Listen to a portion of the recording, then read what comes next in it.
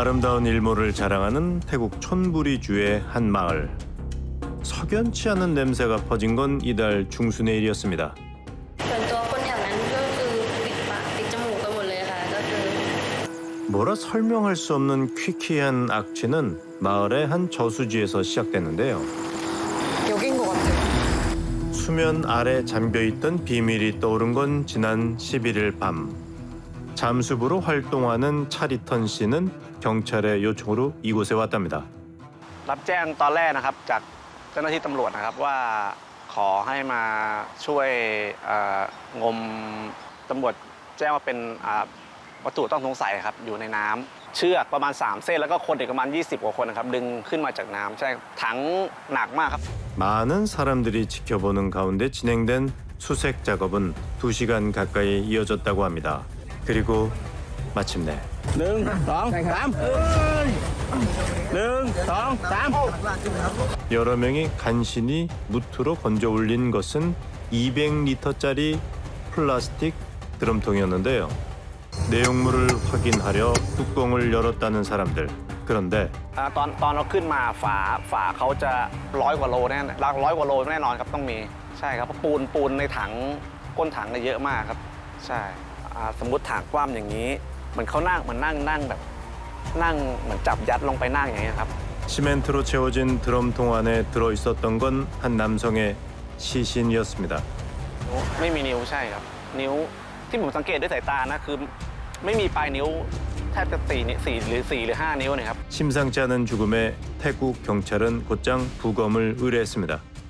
คุณหมอในเบื้องต้นสันนิษฐานว่าน่าจะเกิดจากการหัวใจระบบของหัวใจล้มเหลวเฉียบพลันการหายใจระบบการหายใจ 갈비뼈가 골절된 채 호흡 장애로 숨진 피해자. 그는 바로 태국 파타야에서 30대 한국인 관광객이 숨진 채 발견됐습니다. 태국을 여행 중이던 한국인 34살의 정지우 씨였는데요. 그는 왜 멀리 떨어진 타국에서 숨진 채 발견된 걸까? 지금 그 답이 가장 궁금한 사람은 지우 씨의 가족들일 겁니다. 한국에서 그 집에서 이력서를 제출해놓고 머리 식힐 겸 좀 태국 여행 가서 그 답답한 마음들도 많이 풀고 이렇게 했던 것 같아요. 평소 때도 뭐 자주 갔었고 태국을 워낙 좋아했었기 때문에 지난 4월 30일 잠시 쉬고 싶다며 평소 자주 찾던 태국으로 혼자 여행을 갔다는 지우 씨. 그런데 일주일 뒤 지우 씨의 휴대전화로 의아한 연락이 왔다고 합니다. 일하던 중에 아빠한테 동생한테 이상한 전화가 왔다면서 급하게 연락이 왔어요. 그래서 동생이 마약을 버렸으니까 뭐 그래서 손해를 봤다면서 1억을 보내라. 안 그러면 손가락을 자르고 장기를 팔겠다. 처음엔 보이스피싱을 의심했지만 가족은 어쩐지 불길한 예감이 들었다는데요. 타임라인도 끊겨 있고 시청 기록도 끊겨 있고 그래가지고 이거는 납치가 맞는 것 같다. 네, 이렇게 제가 좀 확신을 했었죠 그때는. 범죄에 휘말린 것 같다는 생각에 급히 경찰에 신고를 했다는 가족들. 하지만 안타깝게도 지우 씨는 이미 숨진 뒤였는데요.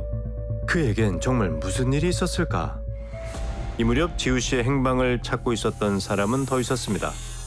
태국에 있던 지우 씨의 지인 병철 씨였는데요. 마지막으로 연락한 게 5월이죠. 원래 저희가 그날을 만나기로 했었어요. 근데 제가 그 전날에 좀 되게 피곤해가지고 가기 귀찮다. 이제 그 다음 날에 그 형이 납치가 된 거죠. 분명 5월 2일까진 지우 씨가 살아 있었다는 겁니다. 우린 그날의 행적을 되짚어 보기로 했습니다. 태국에 도착한 뒤 줄곧 한 호텔에서 머물렀던 지우 씨. ปกติทุกอย่างเหมือนลูกค้าทั่วไปอย่างที่เห็นก็เห็นแค่กระเป๋าเป้2 ใบไม่ใหญ่เดียวเอง 호텔 CCTV엔 그의 모습이 고스란히 남아 있었습니다. 2일 저녁 7시 30분 무렵 흰 티셔츠와 검정색 바지를 입고 숙소를 나선 지우 씨. 그는 오토바이 택시를 불러 탄 뒤 방콕의 한 클럽으로 향했는데요. 그 형은 거기만 항상 가거든요. 저희도 클럽에서 만난 사이거든요. 지우 씨의 모습이 다시 포착된 건 다음 날 새벽 2시 18분이었습니다. 검정색 옷을 입은 남자에게 이끌려 어디론가 향하는 지우 씨. 이윽고 두 사람은 클럽 앞에 세워져 있던 승용차에 올랐는데요. ครับจากการตรวจสอบแล้วนะครับคดีนี้ก็มีการพบว่ามีการหลักฐานไม่มีการวางแผนกันมาก่อนนะครับจากการตรวจสอบพบว่ากลุ่มคนร้ายได้มีการไปเช่าบ้านนะครับเช่ารถไว้ก่อนแล้วครับผม 지우 씨를 차로 유인했던 27살의 이 씨, 그리고 이미 차에 타 있었던 39살의 김 씨와 26살의 이 씨. 이들이 바로 지우 씨를 숨지게 한 피의자들입니다. 언뜻 친분이 있어 보이기도 한 지우 씨와 27살의 이 씨. 이들은 어떤 사이일까? 궁금해서 한번 물어봤어요. 이제 그 요즘 그래서 누구랑 가세요? 최근에 이제 조각에서 친해진 사람이 있다 하더라고요. 한 27살이고 거기 방콕에서 가이드 일. 요즘 그 사람이랑 같이 다닌다 그런 소리를 쳤어요. 여행을 온 지우 씨와 클럽 모임에서 만나 자신을 가이드라 소개했다는 이 씨. 그저 이 씨를 믿고 그를 따라갔을 지우 씨는 차에 타고 얼마 지나지 않아 숨진 것으로 추정됩니다. ดิสตาร์อันนี้ก็เป็นรถที่เจ้าที่ตำรวจยึดได้นะครับมีขับแล้วอีกคนหนึ่งนั่งซ้ายแล้วก็พอเวลาขึ้นรถเขาเปิดประตู แล้วก็ดันตัวคนตายเข้าไปในบ่อ ก็ตรงนี้ก็คือหมายถึงว่ามิสเตอร์คิมที่รับสารภาพกับแฟนเขาบอกว่ามีการในรถ 클럽에서 지우 씨에게 약을 먹인 뒤 차에 태운 피의자 일행. 하지만 약에서 깨어난 지우 씨가 저항하는 과정에서 몸싸움이 벌어졌고 끝내 목숨을 잃었다는 건데요. 피의자 일행이 향한 곳은 경찰서나 병원이 아닌 미리 준비해둔 펜션이었습니다. 약 40분가량 이곳에 머물다 피의자 중 한 명인 김 씨는 29km 떨어진 자신의 숙소를 다녀오기도 했는데요. 그의 손에 들려 있었던 건 커다란 여행 가방이었습니다. นายลีเนี่ยกลับไปที่คอนโดแถวสุขุมวิทเพื่อที่จะไปเอากระเป๋าใบใหญ่สีดำตำรวจก็เชื่อว่าน่าจะเอากระเป๋าใบนี้มาใส่ร่างคุณโนหรือเปล่า 계획대로 되지 않았던 걸까? 26살 이 씨를 방콕에 내려준 뒤 남은 두 사람은 더욱 대범한 범행을 이어갑니다. 다음 날 오전 이들이 향한 곳은 렌터카 업체였는데요. ต้องการย้ายบ้าน2 วันก็เลยให้เช่าค่ะตามนี้ 이틀 동안 사용할 흰색 트럭을 빌렸다는 김 씨. 이후 이들이 향한 곳은 한 잡화점이었습니다. แต่ก็แบบเขาก็คิดเป็นลูกค้าปกติทั่วไปก็เลยขายตามปกติที่เราขายจ้ะเขาทำอะไรแบบนี้ได้ไงเนี่ยจ้ะ 4일 밤 차 2대를 이용해 저수지 앞에 도착한 김 씨와 이 씨는 약 30분간 이곳에 머물며 시신을 유기했는데요. 사건의 내막을 알게 된 지금 지우 씨의 누나는 너무도 혼란스럽다고 합니다. 며칠 전부터 동생이랑 연락이 안 됐고 그래서 카톡을 보냈는데 동생의 사망 추정일은 5월 3일. 6일까지도 피의자들은 지우 씨가 살아있는 것처럼 문자를 보냈던 겁니다. 확실히 동생이 보낸 게 아니더라고요. 근데 여기 경상도 사람들은 그런 말 안 쓰거든요. 네. 그래서 뭐 알겠다 이렇게 이야기하지 뭐 알겠어 죄송해요 이런 말은 단 한 번도 제 동생이 쓰는 걸 본 적이 없어요. 그런데 한 가지 의아한 점이 있습니다. 5월 7일 느닷없이 전화를 걸어와 1억 원을 달라고 했던 피의자들. 이 일로 가족들은 경찰에 신고를 했는데요. 치밀하게 시신을 유기하고도 허무하게 자신들의 정체를 드러낸 피의자들. 이들의 목적은 뭐였을까? 그런데 우린 5월 7일 피의자 중 한 명과 연락을 했다는 지인과 어렵게 연락이 닿았습니다. 걔가 저한테 줄 돈이 있어가지고 제가 매달마다 돈을 달라고 연락하는데 이제 또 자기는 지금 태국 와서 월급제가 아니라 건바이권으로 일하는데 뭐 일을 못해서 못 받고 있다 이러길래 제가 지금 사이트 일하는 거 아니야? 뭐 다른 일 하니까 지금 캄보디아 왔다. 태국에서 한국인 남성을 숨지게 한 혐의를 받고 있는 일당 3명 가운데 1명이 캄보디아에서 붙잡혔습니다. 지난 14일 캄보디아에서 체포된 그는 지우 씨를 유인했던 이 씨였습니다. 캄보디아에서 검거된 이 씨의 직업은 관광 가이드가 아니었습니다. 네, 형님 있어가지고 지금 토스 사이트 뭐 팀장인가? 맡아서 하고 있는데 태국에서 뭐 거기도 뭐 아는 형님 뭐 밑으로 들어간다 해가지고 그래서 제가 태국 넘어간다고 들었었거든요. 지난해 말 아는 형과 태국에서 불법 사이트 관련 사업을 한다고 말했던 이 씨. 그의 계획을 알고 있는 지인들은 더 있었습니다. 돈 되는 일이라면 범죄라도 서슴지 않았어요. 제가 아는 것만 해도 교도소 소년원만 한 4-5번 들어갔다 왔던 걸로 알고 있거든요. 항상 같이 하자고 하는 일이 뭐 대포 통장으로 불법 포토 사이트를 하고 보이스피싱을 하고.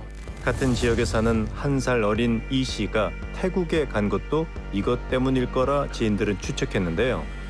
그런데 최근 그를 아는 사람들은 심상치 않은 얘기를 들었다고 합니다. 그냥 뭐 한갑에 들리는 얘기로는 또 얘네가 보이스피싱 사무실을 하다가 그게 안 되니 셋업 범죄를 하자. 그것처럼 관광객들 상대로 납치를 하거나 뭐 위해를 가해서 뭐 협박이나 이런 걸 가해서 뭐 돈을 뜯거나 이렇게 하는 강도 행각을 셋업 범죄라고 하잖아요. 그런 거지 않을까 생각이 들어요. 그렇다면 더 의아합니다. 여행을 하기 위해 태국을 찾았던 취업 준비생 지우 씨. 피의자들은 왜 그를 범행 대상으로 삼았을까? 우린 태국에 있는 지우 씨의 지인과 어렵게 연락이 닿았는데요. ไม่ต้องพูดทำไมที่จะไปโชว์ทำไมแบบพูดทำไมรู้จักกันหรอ 여행지에서 씀씀이가 컸다는 지우 씨.